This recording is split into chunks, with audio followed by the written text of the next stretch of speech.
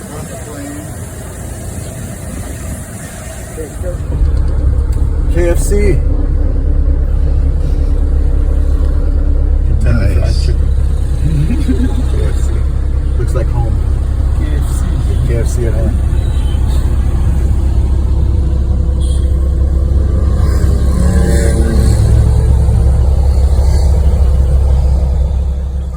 I didn't see any gorillas, but I saw this statue and also a plea for Rwandans to pay their taxes. This is a band I saw while at the hotel.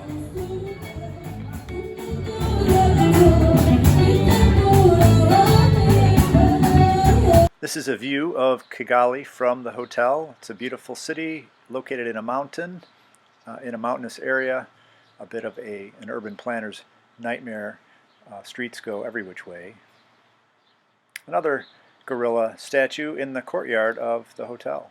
And there's another giraffe animal there. This is on our bus. We are on the bus. To Rehengeri. Mr. John.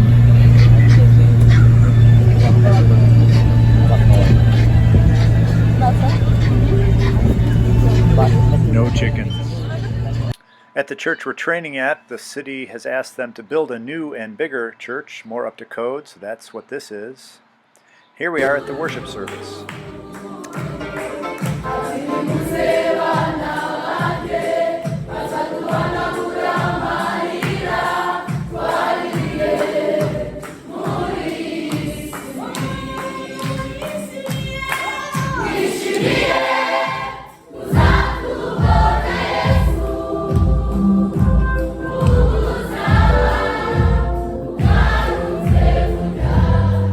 Each church has several choirs. This one had 4 choirs. You'll see they took an offering for different districts represented by the church.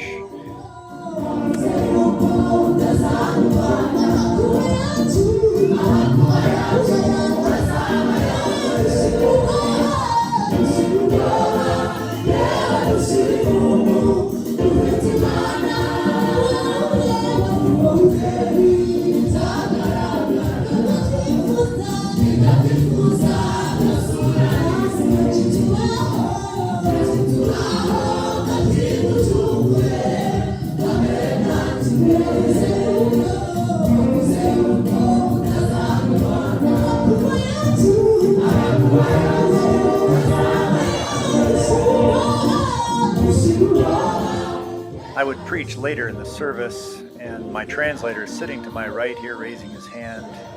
The church itself is made up mostly of younger people. There are some older women and a few men, but really quite a young church.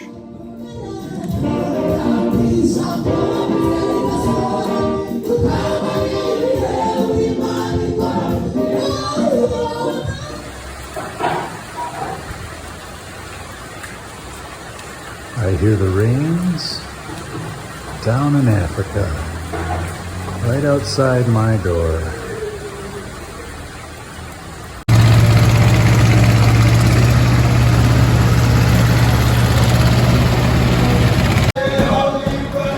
Each day at the conference, the men opened up with some worship. It's not just for women and children. They all love the worship, singing and dancing.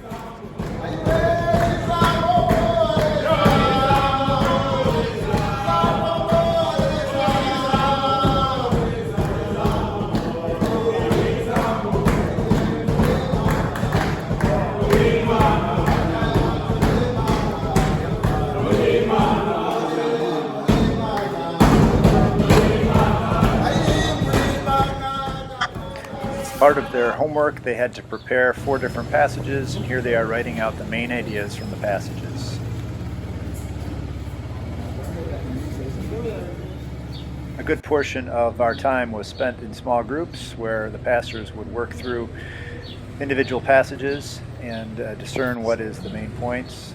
You can see here just a number of different pastors who were there. There were 16 of them altogether.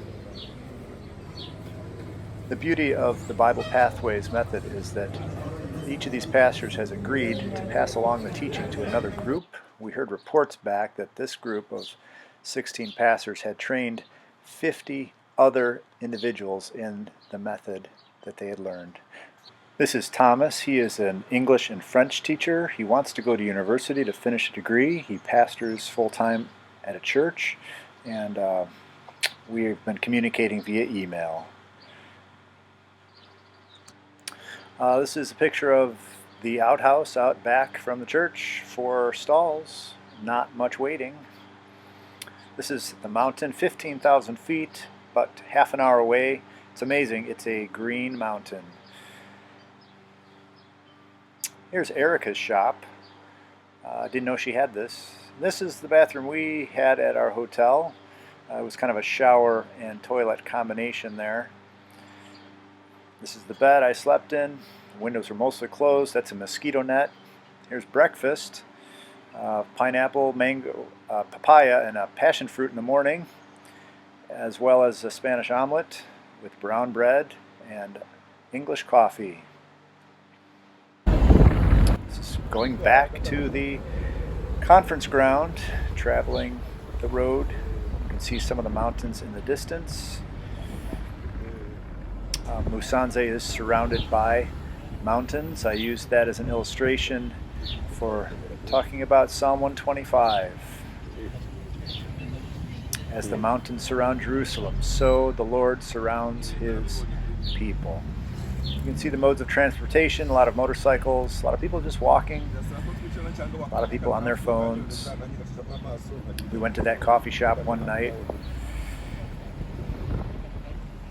Again, the safaris are available. It's pretty expensive to go on a safari and see the gorillas. Those are volcanoes, the mountains that surround, at least the tall mountains are volcanoes that surround Musanze.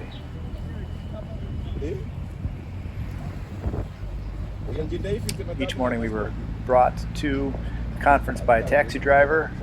John and I split paying the taxi driver 5,000 Rwanda francs, which is the equivalent of about $3.50.